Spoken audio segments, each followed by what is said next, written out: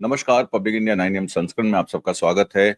आज हम लोग चर्चा करेंगे कि भारत की पाकिस्तान पर जीत हुई या ये एक डिप्लोमेटिक आइसोलेशन है या भारत की विदेश नीति का फेलियर है।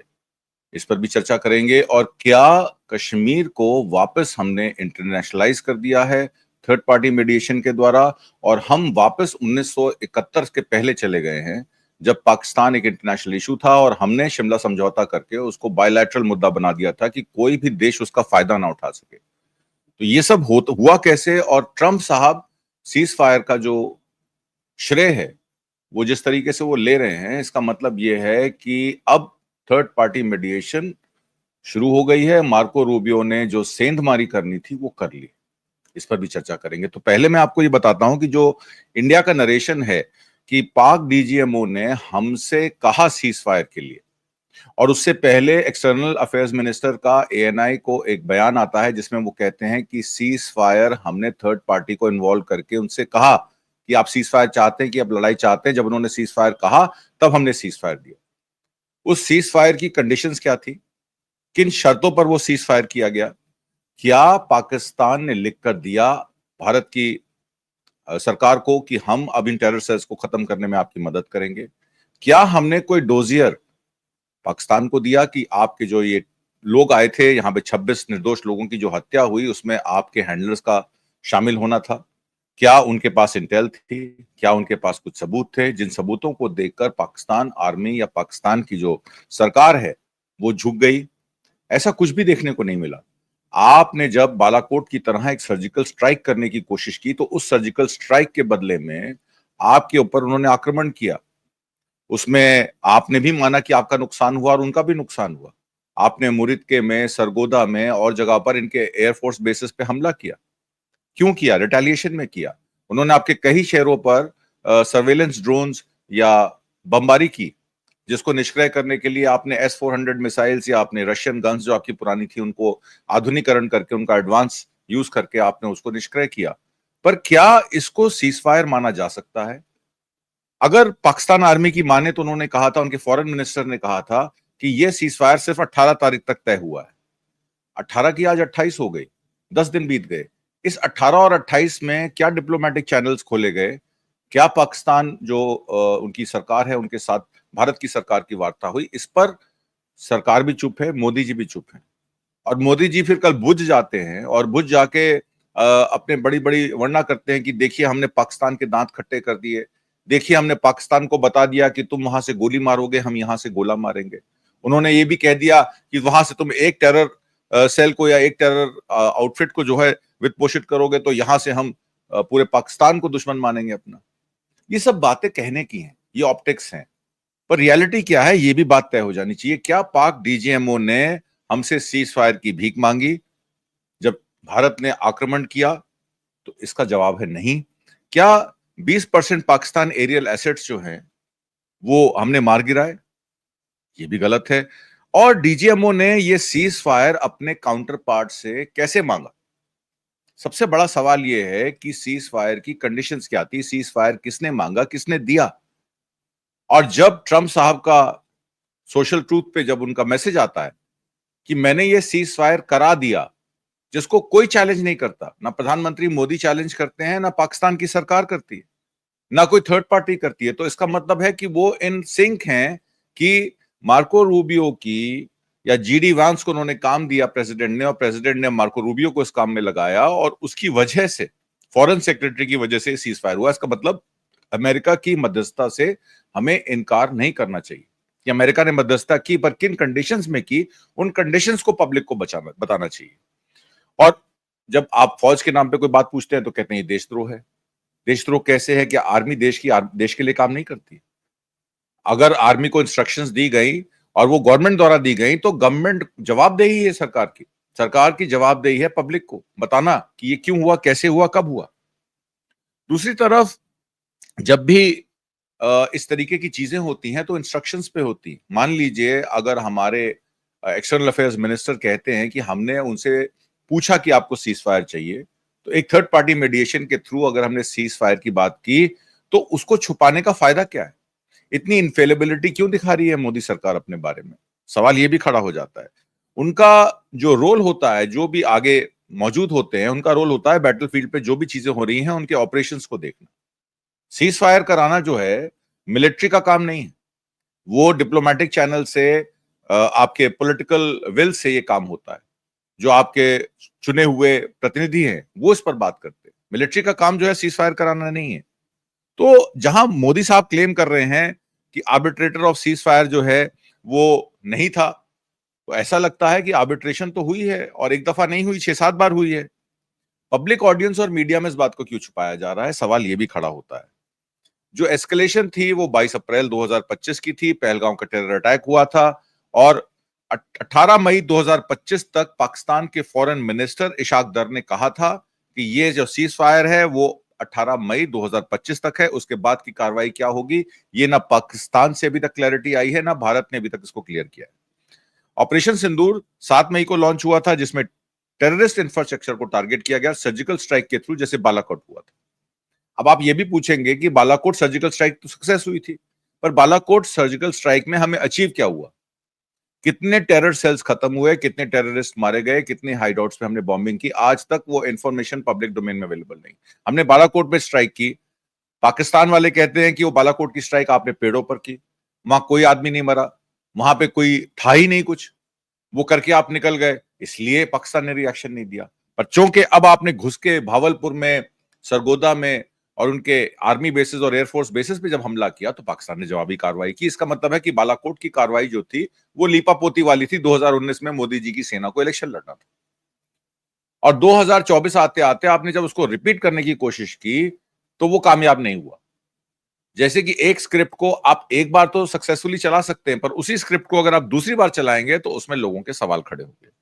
External affairs minister S Jaishankar ने यह भी एम्फसाइज किया था कि cease fire was negotiated directly, दोनों देशों के बीच में, डीजीएमओ के बीच में। पर यह नेगोशिएशन शुरू किसने करवाई? कौन पार्टी बैठी? मार्को रूबियो ने किसको पहले फोन किया? पाकिस्तान डीजीएमओ को किया कि इंडिया डीजीएमओ को किया? क्या इंडिया का डीजीएमओ जो है वो सीज फायर मांग रहा था? क्या भारत की सरकार सीज फायर मांग रही थी? डीजीएमओ तो सीज फायर मांग नहीं सकता, वो तो ऑपरेशंस है, उनको इंस्ट्रक्शंस मिल गई आपको मिलिट्री का काम करना है, मिलिट्री अपना काम कर रही थी। तो डिप्लोमेटिक चैनल्स में किसने सीज फायर मांगा, किसने मध्यस्थता मांगी? और अब मार्को रूबियो कह रहे हैं कि न्यूट्रल लोकेशन पे कश्मीर डिस्कस होगा। तो क्या हम 1972 के पहले चले गए हैं जब थर्ड पार्टी मेडिशन होती थी? और इंदिरा गांधी ने पहले ही तय कर दिया था ये बायलैटरल मुद्दा है, शिमला शिमला समझौते के तहत इन बातों को हम डायरेक्ट किया करेंगे। तो क्या शिमला समझौते को निरस्त माना जाए? इस पर भी सरकार का रुख अभी तक क्लियर नहीं है। एक्सटर्नल अफेयर्स मिनिस्टर हो, डिफेंस मिनिस्टर हो, होम मिनिस्टर हो या प्रधानमंत्री खुद हो, कोई बयान देने को तैयार नहीं है। जयशंकर साहब ने यह भी क्लैरिफाई किया था कि पाकिस्तान डीजीएमओ ने इनिशिएट किया था सीज फायर रिक्वेस्ट। कैसे किया था, किसके कहने पे किया था, इस पे वो चुप हैं।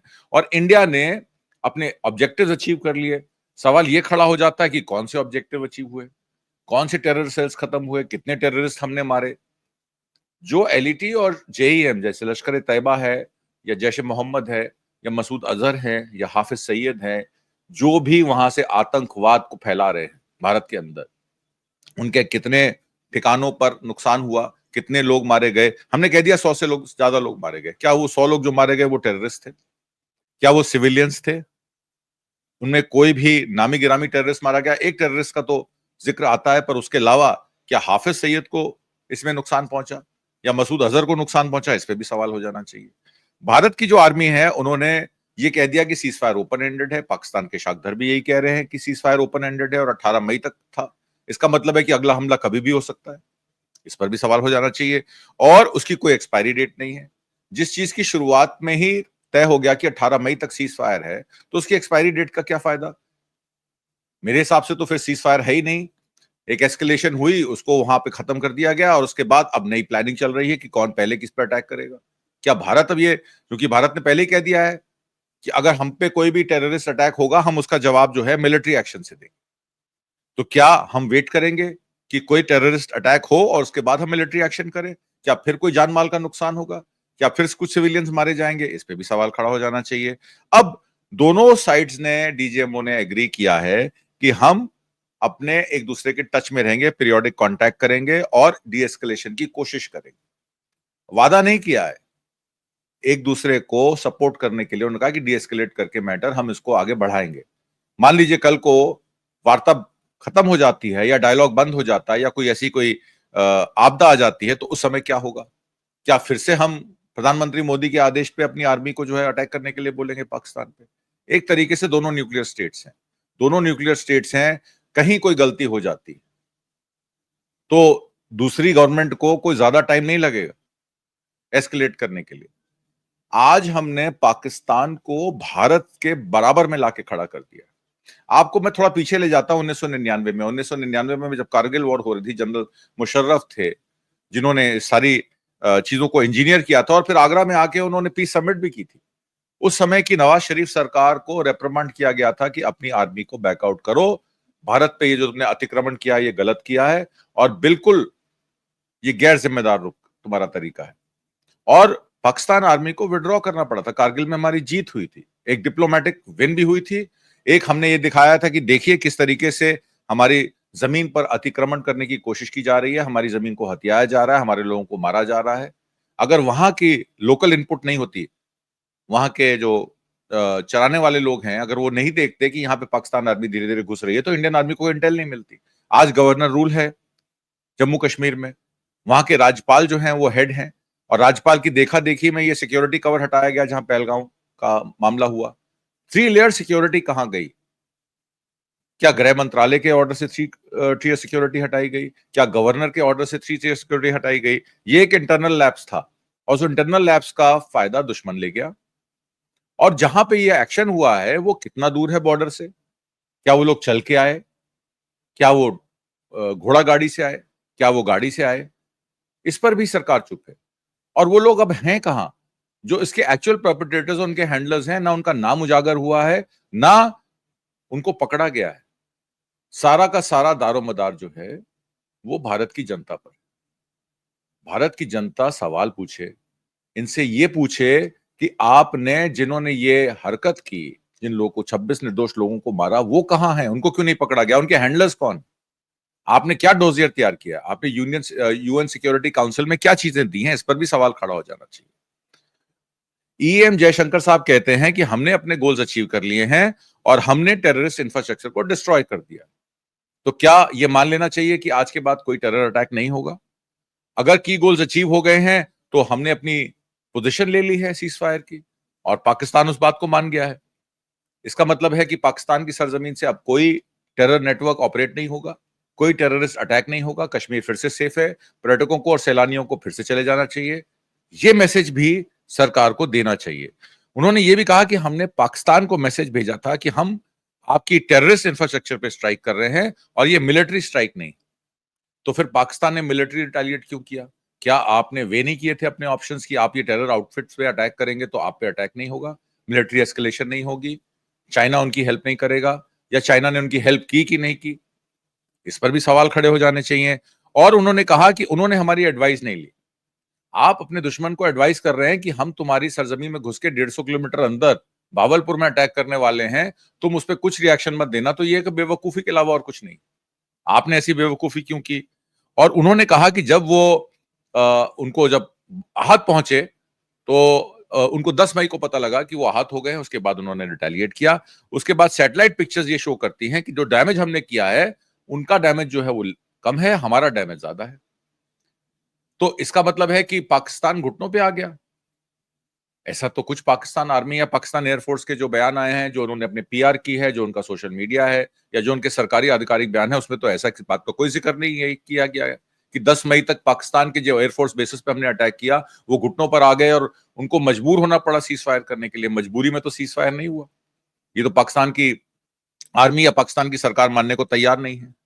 सवाल ये भी खड़ा हो जाता है कि अगर एक्सटर्नल अफेयर्स मिनिस्टर और एनएसए ने बात की अपने काउंटर पार्ट से पाकिस्तान में और वाइसा वर्सा, जो डायरेक्ट टॉक हुई डीजीएमओ की आपस में टू सीज ऑपरेशन, तो मार्को रूबियो क्यों पब्लिकली क्लेम कर रहे हैं कि अमेरिका ने फोन के द्वारा दिन रात, जब ये एस्केलेशन हुई है 7 तारीख को, तो 8 और 9 के दरमियान पाकिस्तान के मार्को रूबियो का दावा है कि उन्होंने दिन रात इंडिया और पाकिस्तान की डिप्लोमेट्स और उनकी जो क्या सरकार है उनसे बात करके इस मामले को ठंडा करने के लिए सीज फायर का जो है वो काम कराया। और ये सीज फायर तभी हुआ कि मार्को रूबियो के इंटरवेंशन से हुआ। हालांकि इस बात को भारत की सरकार और भारत के एक्सटर्नल अफेयर्स मिनिस्टर जो है वो मानने को तैयार नहीं। शशि थरूर साहब जो है वो यहां से जाते हैं, पीएमओ के द्वारा निर्देशित होकर न्यूयॉर्क जाते हैं, जगह जगह लोगों को भेजा जाता है, 8 लोकेशंस में लोगों को भेजा जाता है, 4-4 देशों का चार्ज दिया जाता है कि आप जाके डिप्लोमेटिकली और देशों से बात कीजिए। इसका मतलब है उन देशों ने हमें फोन नहीं किया, वो इस लड़ाई में हमारे साथ नहीं थे। और अब डैमेज कंट्रोल के लिए कि ताकि हमारी FDI investment, make in India, startup, digital India ना रुक जाए, एफडीआई निवेश ना रुक जाए, जो बच्ची खुची एफपीआई हैं वो यहां से बाहर ना चली जाए। एफडीआई का डेटा मैंने आपको दिया था किस तरीके से हम लोगों की फॉरेन डायरेक्ट इन्वेस्टमेंट आउटफ्लो बढ़ गया है, और $66 बिलियन की फॉरेन इन्वेस्टमेंट आने के बाद $65 बिलियन जो है वो आउटफ्लो हो गया है। मात्र $353 बिलियन बचा है हमारे पास नेट एफडीआई इनफ्लो। हमारी हालत नेपाल और भूटान जैसे देशों से भी एफडीआई में कम हो गई। तो शायद इसका डर है मोदी सरकार को, इसीलिए मोदी सरकार ने अपने अग्रम दूत भेजे हैं, जाइए जगह जगह जाइए, बात करके आइए और लोगों से बात कीजिए। तीसरा सवाल यह खड़ा होता है कि अगर भारत ने ऑपरेशन सिंदूर में 9 स्ट्राइक्स की और एक मिलिट्री सक्सेस है, तो आज की डेट में हम डिप्लोमेटिक आइसोलेशन क्यों फेस कर रहे हैं? कौन सा देश, G20 हमने कराया 4100 करोड़ रुपए खर्चा कर, हमने G7 के पार्टिसिपेंट, हम क्वाड के पार्टिसिपेंट हैं, हम G20 के पार्टिसिपेंट हैं। क्वाड 4 में चाइना को कैसे कंटेन करना है बाइडेन ने, आज क्वाड 4 की क्या पोजीशन? डिप्लोमेटिक फेलियर नहीं तो और ये क्या है? दूसरी बात यह है कि एक म्यूटेड ग्लोबल रिस्पॉन्स जिसमें सब लोग म्यूट पे चले गए, चुप हो गए, शांत हो गए, ना किसी ने पाकिस्तान की साइड ली ना इंडिया की साइड ली, तो इसमें पाकिस्तान को फायदा हुआ। पाकिस्तान जो एक टेरर आउटफिट्स को, टेरर सेल्स को, आतंकवाद को बढ़ावा देता है और जो जग जाहिर है, आज हमने उसको अपने इक्वल फुटिंग पे लाके खड़ा कर दिया कि आप हमारे साथ बैठ के वार्ता कीजिए। हमने पाकिस्तान की इज्जत बढ़ा दी, हमने पाकिस्तान का कद बढ़ा दिया, और ऐसा हमारे प्रधानमंत्री मोदी ने अपने जो कार्यकाल में जिस तरीके के डिप्लोमेटिक फेलियर्स किए हैं, उसका पूरी जिम्मेदारी उनको लेनी चाहिए, क्योंकि इस देश में एक पीएमओ है जो इस देश को चला रहा है। इस देश की संस्थानों को काम करने की आजादी नहीं, बोलने की आजादी नहीं। एक प्राइम मिनिस्टर ऑफिस है तो फिर श्रेय भी इसका, या इसका जो भी घोटाला हुआ है या जो भी गलत हुआ है उसका श्रेय भी प्रधानमंत्री मोदी को लेना चाहिए कि मुझसे गलती हुई है, और गलतियां हर इंसान से होती है, मैं कोई नॉन बायोलॉजिकल नहीं हूं, मेरी रगों में खून दौड़ता है, सिंदूर नहीं दौड़ता। इस स्टेटमेंट को मैं वापस लेता हूं, ये उनको कहना चाहिए। आज पाकिस्तान हमसे पैरिटी कर रहा है, हिंदुत्व पॉलिटिक्स और इस्लामिक जिहाद एक तरीके से एक दूसरे के पूरक हो गए हैं, और मोदी जी की साइलेंस जो है इस सीज फायर पे, वो बीजेपी के लोगों को भी परेशान कर रही है। आज भारतीय जनता पार्टी के कार्यकर्ता लोगों से बात नहीं कर पा रहे हैं। मोदी जी की सेना या तिरंगा यात्रा जिस तरीके से निकली थी 2019 में, आज की डेट में कोई बीजेपी का कार्यकर्ता तिरंगा यात्रा निकालने की पोजीशन में नहीं। स्कूल के बच्चों को नोटिस दे दे के भेजा जा रहा है, अब तो स्कूल की भी छुट्टियां शुरू हो गई। भीड़ नहीं जुटा पा रहे भारतीय जनता पार्टी के कार्यकर्ता इस तिरंगा यात्रा या मोदी जी को श्रेय देने में कि हमने देखिए किस तरीके से पाकिस्तान पर अटैक किया और पाकिस्तान को घुटनों पे ला दिया। तो हमें भी सजग रहना चाहिए, हमें भी सवाल पूछने चाहिए, हमें भी उन सब बातों को, आप किसी को टारगेट करते हैं, आप प्रोफेसर अली महमूदाबाद को अरेस्ट करते हैं, उन्होंने क्या गलत कहा था जब ये कहा था कि जिस तरीके से सेक्युलरिटी आपने अपने मिलिट्री में दिखाई है, स्पोक्स पर्सन को लाके व्योमिका सिंह और सोफिया कुरैशी, कर्नल सोफिया कुरैशी को लाकर, उस तरीके की चीजें भारत में भी दिखनी चाहिए। मॉब लिंचिंग नहीं होनी चाहिए, बुलडोजर एक्शन नहीं होना चाहिए, तो लगेगा कि भारत एक है। एक तरीके से उन्होंने मिलिट्री को पॉलिटिसाइज नहीं किया, उन्होंने कहा जिस तरीके से मिलिट्री चलती है उस तरीके से भारत की सरकार में भी डिसिप्लिन होना चाहिए। इन्हीं सब बातों के साथ अब मैं आपसे विदा लेता हूं। उम्मीद करता हूं आपको आज का कार्यक्रम पसंद आया होगा। हम आप तक सभी सूचनाएं सही समय पर पहुंचाने के लिए प्रतिबद्ध हैं। नमस्कार, जय हिंद।